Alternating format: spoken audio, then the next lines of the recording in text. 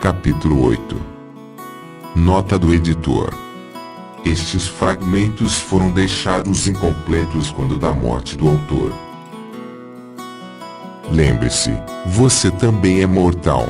Me atingiu no auge de minha forma, e exatamente quando as coisas estavam começando a se estabilizar. Meus dois bens, a caneta e a voz, e tinha de ser o esôfago, o tempo todo. Enquanto queimava a vela nas duas extremidades, eu estive arrumando para a arena dos doentes, e agora um pequeno túmulo vulgar era evidente. Esse alienígena não pode querer qualquer coisa. Se me mata, ele morre. Mas parece muito obstinado e convicto de seu propósito. Mas não há nenhuma ironia nisso. Preciso tomar enorme cuidado para não ter autopiedade ou ser autocentrado. Sempre me orgulhei de minha capacidade de raciocínio e de meu estoico materialismo. Eu não tenho um corpo. Eu sou um corpo. Mas consciente e regularmente agi como se isso não fosse verdade. Ou se como fosse possível abrir uma exceção no meu caso. Está se sentindo rouco e cansado durante a turnê? Procure o médico quando terminar. Perdi 7 quilos sem querer. Finalmente magro. Mas não me sinto mais leve. Porque caminhar até a geladeira é como uma marcha forçada. E as selvagens pústulas de psoríase, eczema que nenhum médico conseguiu tratar também sumiram. Deve ser uma toxina impressionante a que estou tomando. E uma misericórdia para o caso do sono. Mas todos os remédios para dormir e os cochilos estáticos de algum modo parecem desperdício de vida. O futuro me reserva muito tempo para a inconsciência. Os homens agradáveis como o oxigênio e a maca e a ambulância, muito gentilmente me deportando para além da fronteira do bem, para outro país. O alienígena estava se enterrando em mim enquanto eu escrevia as alegres palavras sobre minha própria morte prematuramente anunciada. Agora há tantos tributos que parece que os boatos sobre minha vida foram muito exagerados. Vivi para ver a maior parte do que será escrito sobre mim.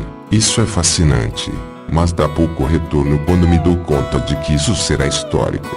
Julian Barnes sobre George Hammond, a Bolt de Souffle, Seberg Belmont. Engraçado como alguém pode usar sem fôlego tão relaxadamente. No aeroporto, Logan, não consigo respirar. Próxima parada terminal. Tragédia, palavra errada. Hegel versus os gregos. Manhã de biópsia.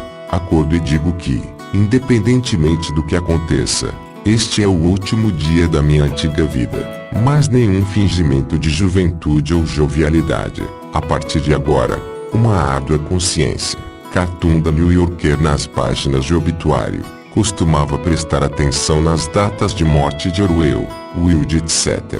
Agora, talvez, tanto quanto Evelyn Waugh, impressionante como o coração, pulmões e fígado resistiram. Eu teria sido mais saudável se fosse mais doente. Prece, contradições interessantes à custa daqueles que a oferecem. Uma escotilha de fuga pascaliana fácil demais. Desta vez comigo do lado certo da aposta.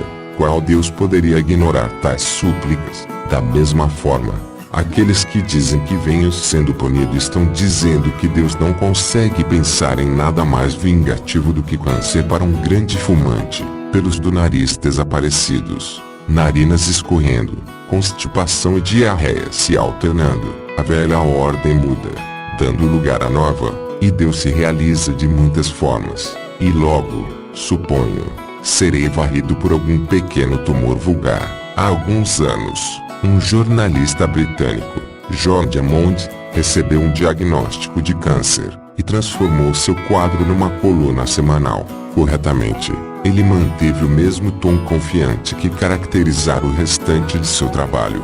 Corretamente, admitiu covardia e pânico junto com curiosidade e coragem ocasional. Seu relato soou autêntico. Era o que significava viver com câncer. Ficar doente não o transformava em uma pessoa diferente ou impedir de ter brigas com a esposa, como muitos outros leitores. Eu costumava estimulá-lo silenciosamente a cada semana, mas depois de pouco mais de um ano. Bem, certa expectativa narrativa se acumulara. Ei, cura milagrosa. Ei, eu estava apenas brincando.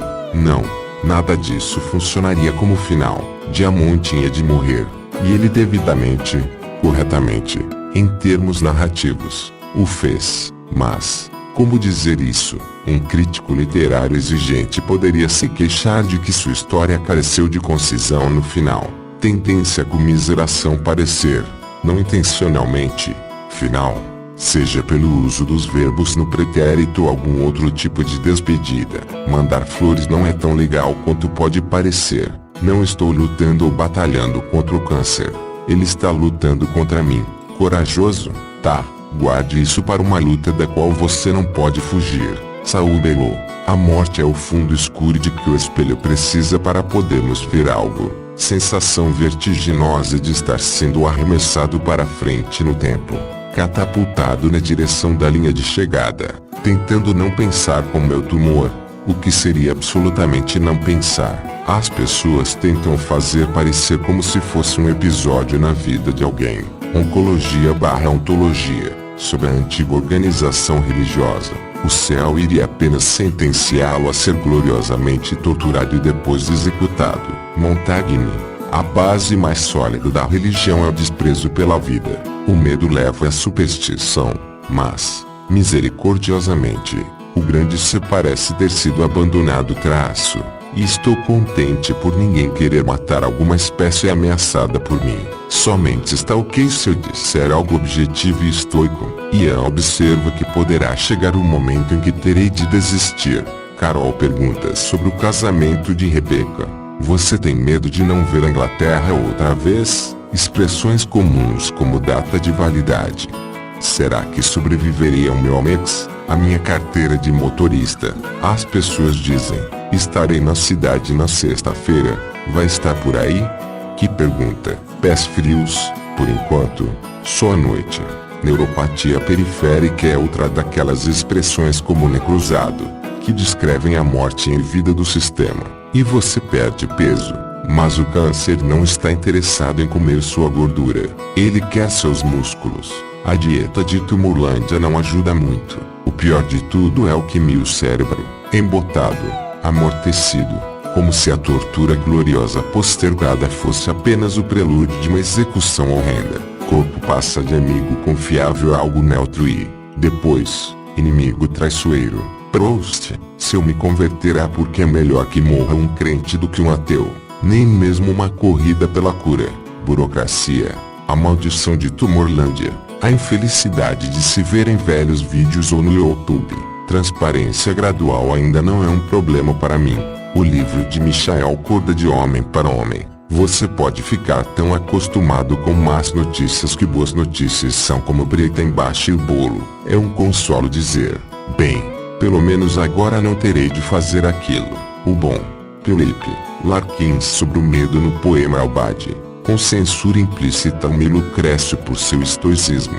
Bastante justo em um sentido. Ateus não deveriam oferecer consolo.